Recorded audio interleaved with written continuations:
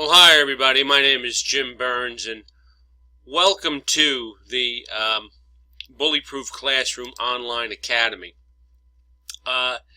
And we are going to be covering some behaviors within the academy that I call classroom kryptonite. If in fact you have read the book, what you'll discover is that there's certain things that weaken the classroom. And we're going to be touching on one of those behaviors today.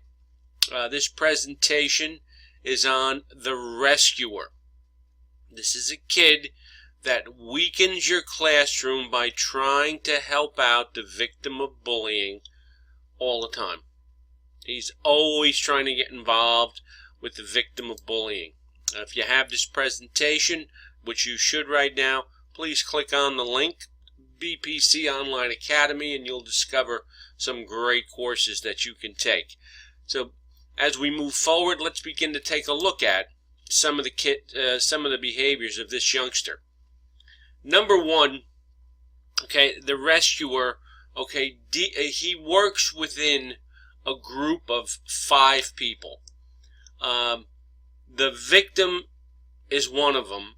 He is the rescuer. Then you have the bully, and that's kind of the triangle that you have, okay, when you're dealing with the bully-victim dynamic. But there are other kids, there are other players involved in this that we have to be aware of. Okay, it really involves 5 people. It involves the bully, then it involves the victim. Those are 2 that we talk about all the time. Then it involves the bystander. Then we have the collaborator. The collaborator is an interesting kid because what he does is he brings victims to the attention of the bully.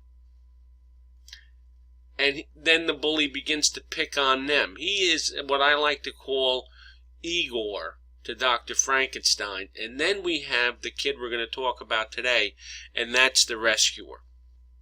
So let's begin with him. Number 1, the rescuer has terrific intentions. He wants to do no more than to help somebody out. He really does. He wants to remove hurt, but he doesn't know the difference between a good rescue and a bad rescue. There's really 2 different ways that he could get involved in helping somebody. And he'll usually make the wrong choice, and he'll get himself in some hot water. Now, let's take a look at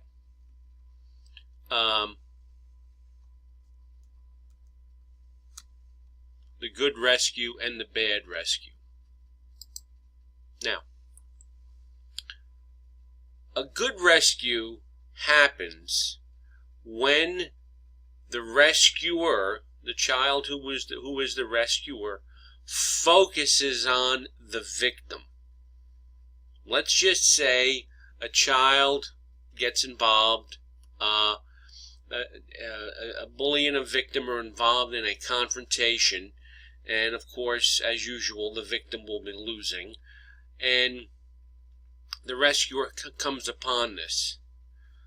What the rescuer will do in a good rescue is go up to the victim and lead the victim away from the bully and any audience that may be involved.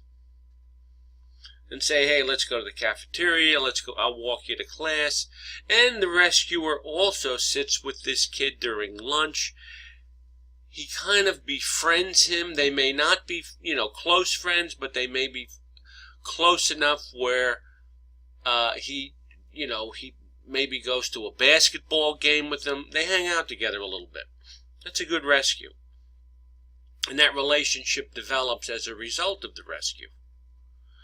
Then you have the bad rescue, and in a bad rescue, what happens is the rescuer puts the attention on the bully, and he ends up having a confrontation with the bully, which can lead to him getting in more trouble than the bully or the victim.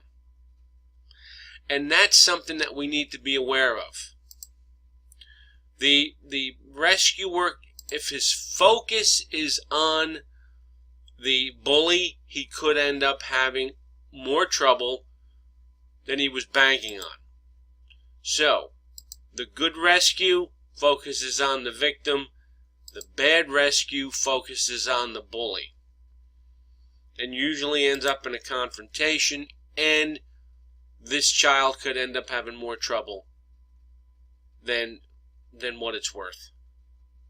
And he could end up going to the office.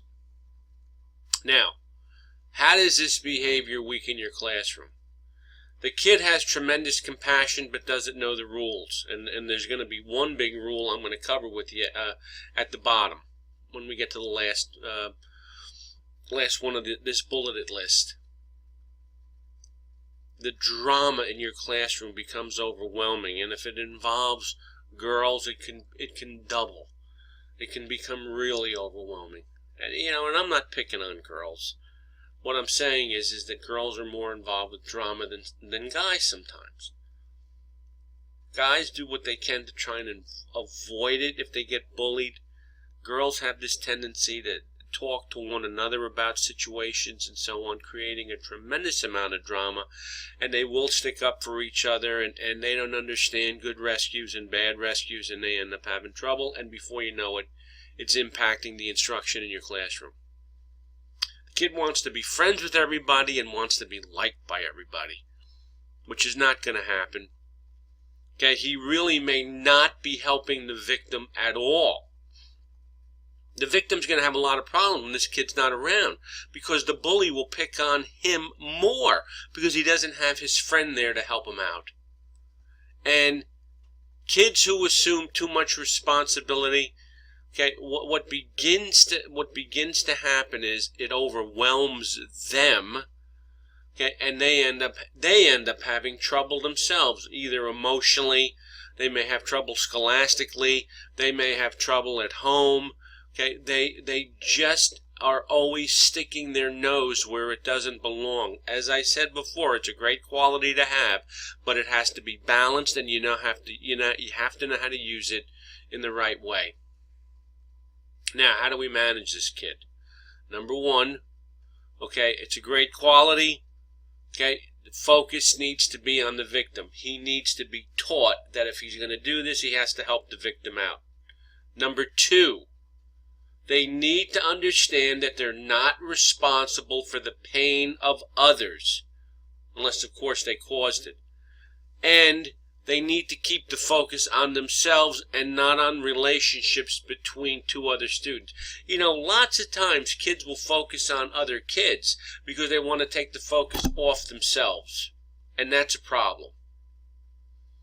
Because then they're not being responsible themselves. They're more interested in what others are doing wrong when in fact they may be doing a whole lot of stuff wrong. And number three, they need to understand the 3C rule. I didn't cause it, I can't cure it, and I certainly can't control it. And they use this in the mental health industry, and it's very applicable here. So we want to be aware of that. These are, three great things for helping this kid understand what his responsibility is.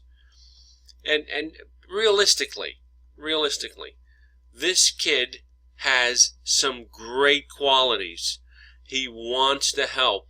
He's a good kid. But we have to be aware of he has to use his energy and put it in the right place. If in fact he doesn't, what will begin to happen is he'll become overwhelmed. It'll affect him scholastically. It's going to affect your classroom in terms of drama. And these are the things that we're trying to avoid. These are the things that we're trying to avoid as we look at this youngster. Now,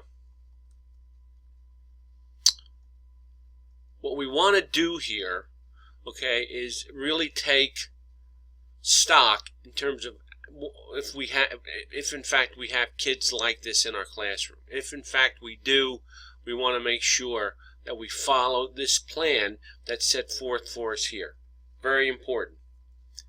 we're going to be covering the other behaviors as well that I call kryptonite. The next one that's going to be coming up is called the collaborator. We want to work with this kid as well, because what he's doing is he's trying to get other kids involved so that they can be brought to the attention of the bully. So that's something that we want to be aware of as well. The book is called Classroom Kryptonite. I would encourage you to pick up a copy of it. It's a great little read. You'll find the different behaviors that you can work with. It's very quick, and then it gives you some tips to help these kids out. Again, my name is Jim Burns. You were just in the Bully-Proof Classroom, or you're still in, and you're not going to be in very much longer, the Bully-Proof Classroom Online Academy. Okay, I hope you enjoyed this presentation, everybody. And I look forward to seeing you again.